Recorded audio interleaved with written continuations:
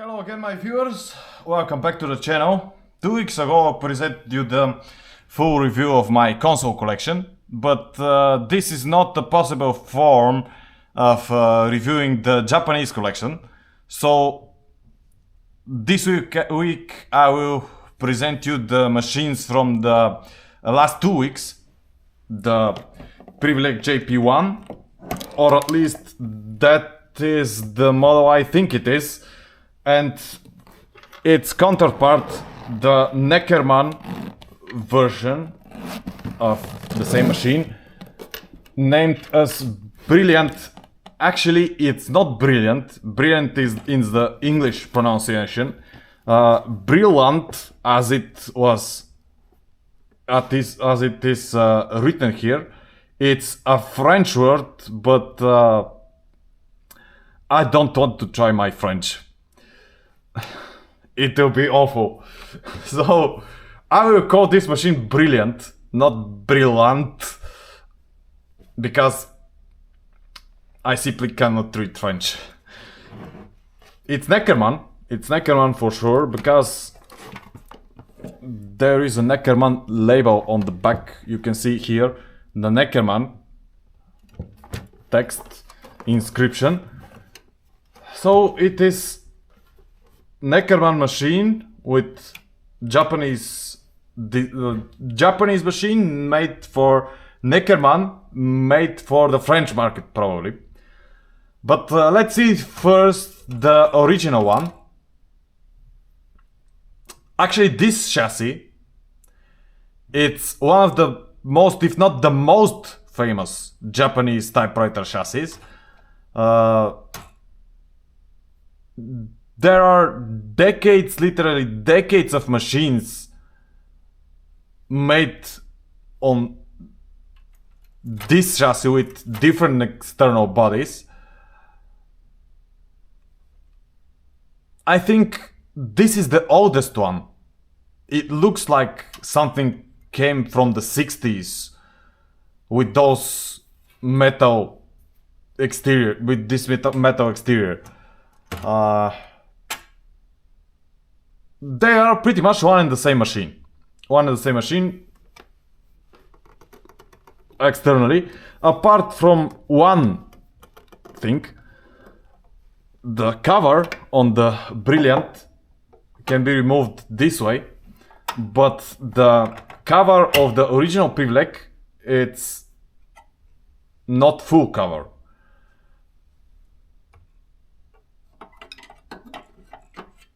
You might very well know this structure here on the chassis.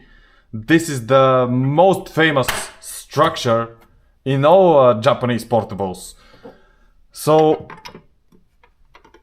this is not just a machine. This is not just a design. This is a whole era of typewriters. Both are German standard, so they are not QWERTY standard. You can see the Brillant has only 2 levers on the side of the keyboard. This is the color switch and this is the high and low. Probably this is the pressure regulator. The Privileg JP1 has the pressure regulator, has the color selector, but has something additional. This plus and minus, top set and top clear. Both have tabulations, but most of the machines based on this chassis don't have the top set and top clear options. So you can see there's an empty space here, which is just for the lever for top set and top clear here on the Brillant. The Brillant is actually in excellent condition, brilliant as it is. There is no single scratch or any kind of damage on the body. The Privileg is a little bit worn off here, on the other side. It's not as brand new as the Brillant, but both are functional. Something typical for this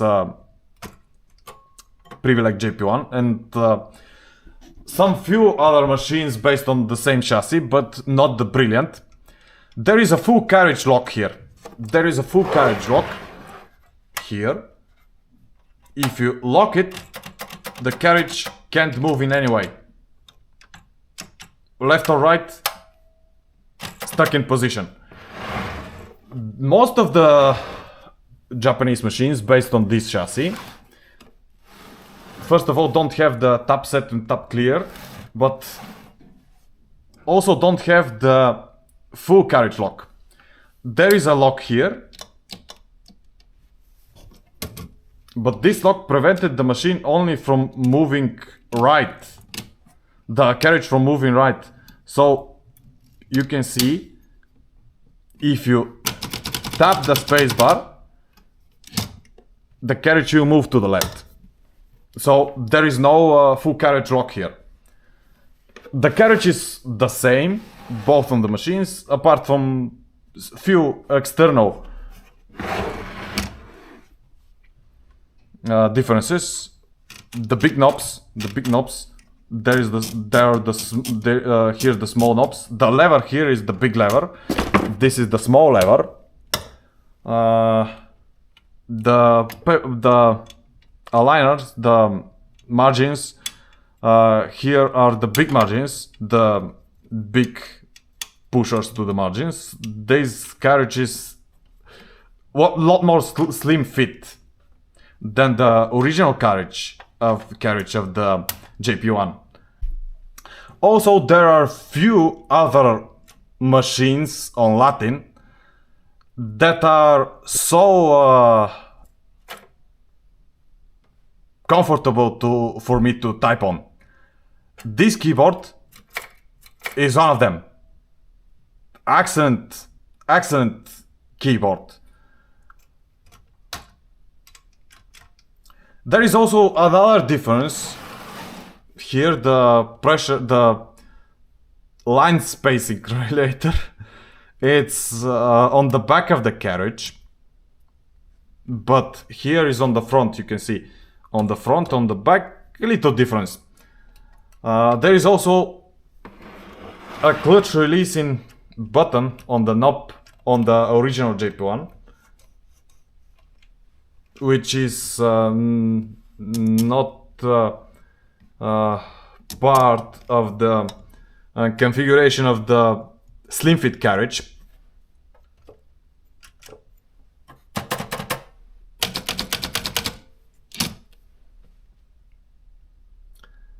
This machine looks a little bit bigger than this.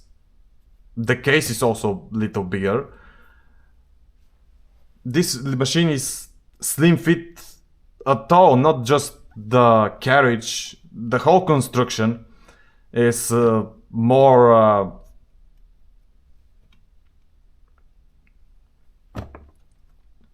slim than the original JP1, but both machines are excellent. One of my top favorite machines. And it was a pleasure for me to introduce you to this rare Privilegs. So I think this is the end of the review for this week. Let's see what's in the manual. Yes, there is a chart for typing, like on the Remington I showed you. The instructions, the diagram.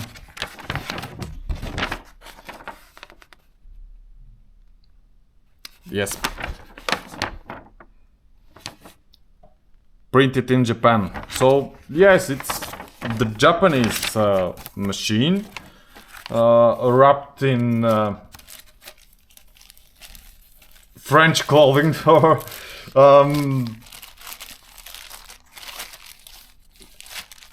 wrapped in French clothing, but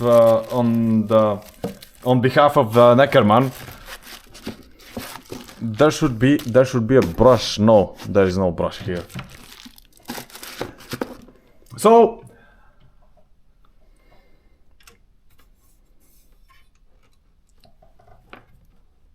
there is a paper support. I didn't show you the paper support.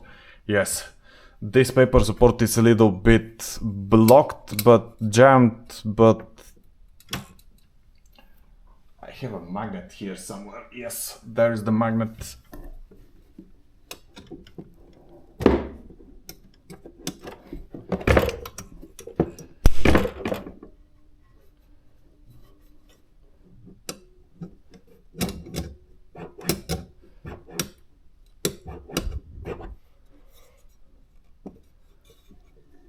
It's stuck. It is stuck, but otherwise all the functions of these machines are working. Thank you for joining me this week, and have a good week, and see you again probably in a few weeks, where I will present you some other parts of this big JP family. There are brothers with this chassis, there are other Privilegs. There is a whole collection. I have, and it will be a pleasure for me to show you. Have a nice week, and see you again next time.